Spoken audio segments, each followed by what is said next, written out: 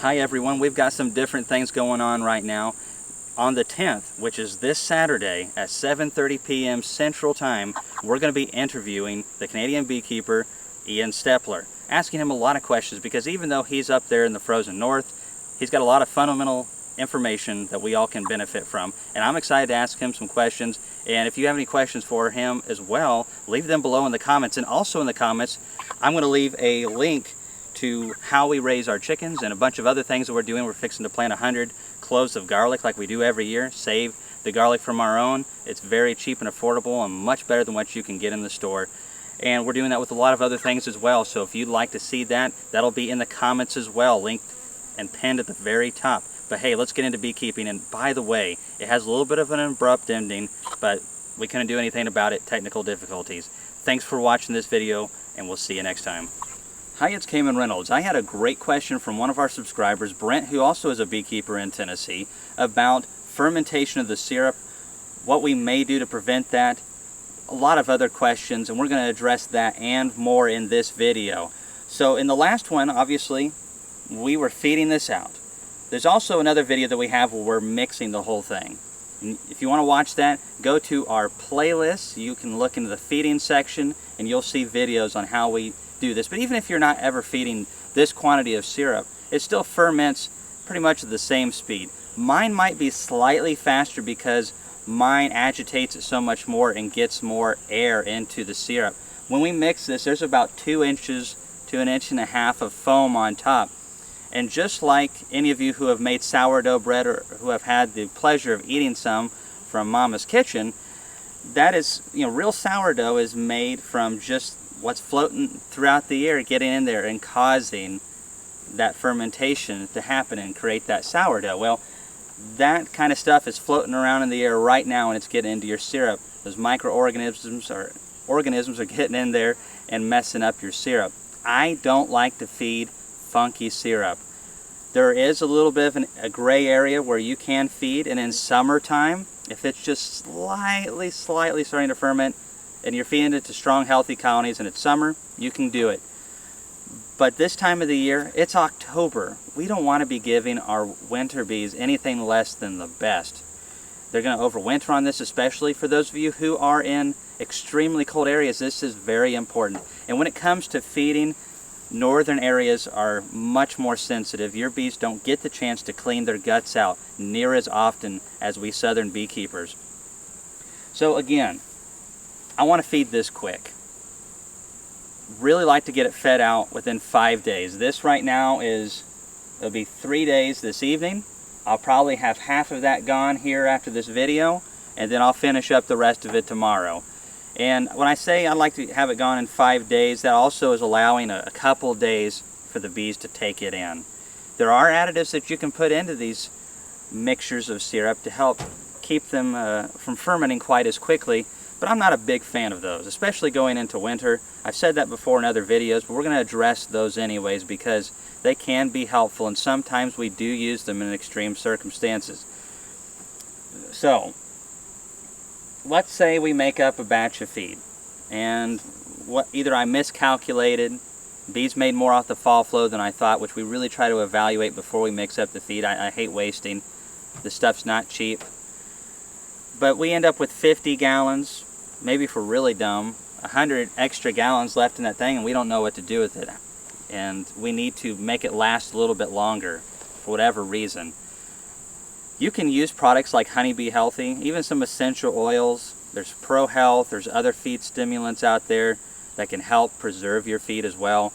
Some people will just use straight bleach, and I have tried that in the past.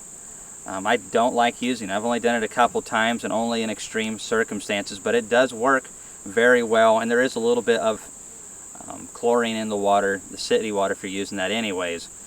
But again, avoid that if all possible. Whenever you're feeding a syrup that's lower quality, the bees are having to do a lot of extra work. They're having to filter that out. They filter out nectar. There's a lot of, again, particles and microorganisms in the air getting into nectar and in the flowers, and so they have to hurry and bring it in, and they have to run it through their system. The bees don't just grab it, take it into the hive, and dump it into a cell, just the same bee. Oftentimes, it gets passed to another bee, who may pass it to another bee, and it goes through that process a few times before it actually ends up in the cell. And this is for multiple reasons. First of all, is because they need to get those enzymes that are in their honey crop into the nectar to help it invert. And I failed to mention this earlier. Part of the reason honey does not ferment is because it is so concentrated, very little moisture content, high sugar content, but also as the bees invert it, they are making it very acidic. Nectar is not always acidic. A lot of people think, I need to add acid to my feed, my sugar syrup, because that's the way honey is naturally acidic. Bees, I feel like, can figure that out on their own. I don't add anything to acidify my feed at all. Some nectars are very base. Some of them are alkaline. Some nectars are a little acidic. The bees bring it in. It's mainly the process of them inverting it and converting it into a honey consistency that causes it to be acidic. So that, in my opinion, doesn't give me any good reasons to feed or add stuff to my feed. Now, it doesn't mean that you shouldn't, but I just don't like to do it. It's an extra step. It's just more work. One of the problems with adding these additives to your feed is robbing can get out of hand really quick. If you can smell it, especially really good, let me tell you, the bees can smell it from 100 feet away. They are extremely good at this, and that's one of the reasons I like just straight sugar syrup, because it has very little to no smell, and so it doesn't incite robbing as much. Whenever I've used essential oils in the past, I mean, I could smell it from these singles down here. It's just so strong. And let me tell you, all the other bees can smell that too. And if you've been feeding it to all of them, they all know what that means, what that smell means, and they're going to go and see if they can get it from the other colonies. Because with bees, enough is just never enough. So, but there are products out there that'll work. Honeybee Healthy. You can use essential oils, lemongrass. They will help make it longer, but there's actually been tests performed showing that bees actually prefer their syrup without additives into it. And Frederick Dunn, who's a YouTuber, if you haven't watched his stuff, he's got some good videos, and one of his tests was setting out different concentrations of feeds and also different feeds with additives. And you know what? They preferred the ones that didn't have all the stuff in it. And that's not too surprising to me. Some people say that those additives are healthier for the bees. I've yet to see any clear proof of that, and a lot of the professionals that I like to collaborate with and learn from don't use it. They usually just feed straight old syrup, and it works. It works. That's the main thing, and it's cheaper that way. A lot of those additives are very expensive, so robbing, expensive. But the one pro is that they do help keep your syrup from fermenting quite as quick. So you can use those additives. You can use bleach if you want to. The problem is with bleach is that it basically is a killer of bacteria and fungus and everything like that. And just like us, the bees' guts are full of bacteria, hopefully healthy ones, and they get that from the real stuff like pollens and stuff, probiotics and stuff that are on their foods and different things. So I really don't want to do that. It's going to be an extreme situation before I put any additives into my feed. But think about this. It's not just the bleach, the evil bleach. It's also the essential oils. What are our essential oils? Most plants that have essential oils have them in there to prevent insects from eating on the plant. They're basically a natural insecticide, some of them. And some of them are even used in organic as an organic insecticide. So I'm not saying that all essential oils are bad, but concentration is very important. You can overdo it. Could you be damaging your bee's gut? Possibly. And that's the problem with a lot of these things. We just don't fully understand it. And I'm going to err on the side of what I know works and what is affordable, which is the straight stuff. Now, some people use citric acid and stuff like that to, again, acidify it, and it also helps keep it from fermenting. Some people even use thymol in there as a small little mite treatment. Deals with some of the tracheal mites as well. And some beekeepers use that as a tool. Again, I haven't found that necessary. I'm not saying that my way is the only way. However, be very skeptical of anything that you aren't 100% sure about. And we know that sugar syrup works. And contrary to some popular belief, the bees really do like it and they do well on it. Nothing beats a good nectar flow, but sugar syrup's the next closest thing. especially when it's cane sugar like this. So one of the things that we also want to consider is when we're done feeding, we want to clean this out immediately. I don't want mold all in there.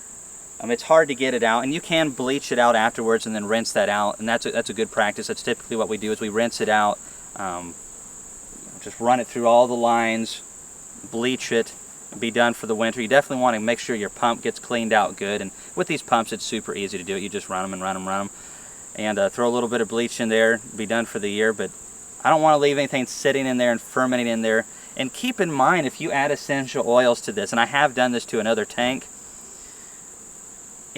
it stays in there forever. I mean, it gets a little fainter over time, but even if you mix syrup in there 2 years later, it has a hint of that smell. That stuff is just so strong. So even if you don't want to have that later on, it kind of can linger quite a bit in these tanks. Alright, so we've addressed all that stuff. Let's look at these colonies down here a little bit. We've had to feed them, I think we fed each one of these 3 or 4 gallons, because the fall flow has been pretty decent, but these guys were really small. Back in September, early September, they were still around 5-frame nuke size. And you can see right here where there's, I think, a little bit of activity of bees trying to get in and rob. There's just no nectar left. The goldenrod's long been done. For those of you who have been asking, I usually start feeding really hard first week of October. There's nothing wrong with feeding the last week of September. I'm not removing any honey typically anyways. Now this year, I think I pulled maybe 10 boxes, like 10 small boxes of honey from the fall flow, and those were on special colonies that were just extremely ripped. They had a deep box below and another deep box, and if they filled up that second deep box and filled the next one up on top, we took it, but we made sure that they got enough for themselves, which I usually shoot for a deep box down here in the second brood chamber.